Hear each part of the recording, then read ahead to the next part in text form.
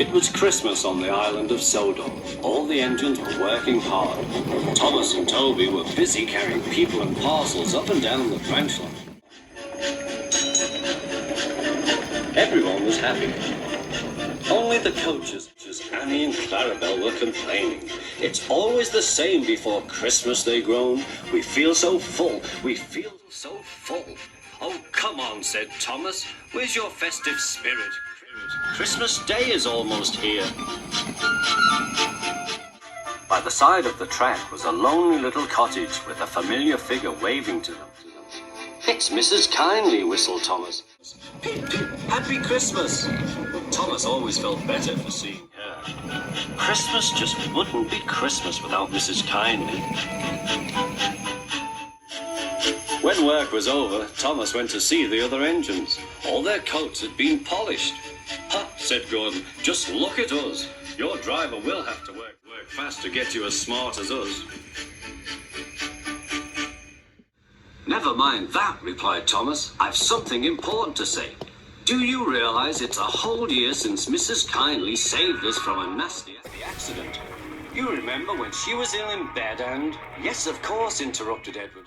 You told us how she waved her red dressing gown out of her window to warn you about a landslide ahead.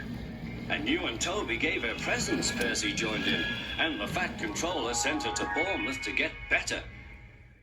But, said James and Henry together, the rest of us have never thanked her properly. Exactly, said Thomas. So now I think we should all give her a special Christmas party.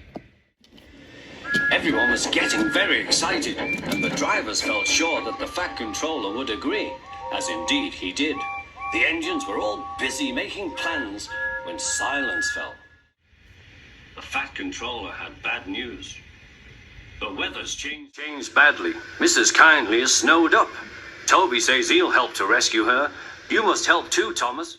There's no party unless you do.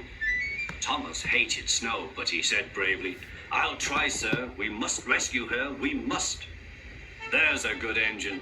You and Toby will manage splendidly. Thomas charged the snowdrifts fiercely. Sometimes he swept them aside. Sometimes they stuck fast, and the men had to loosen them.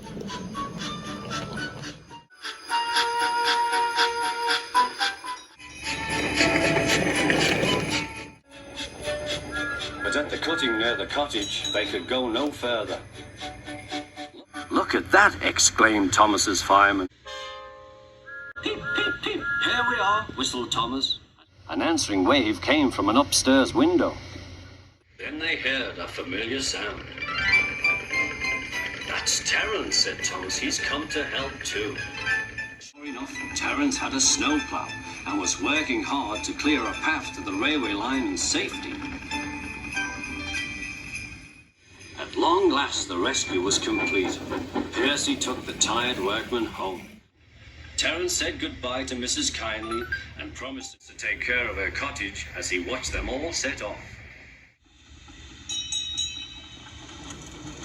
The engines made good time.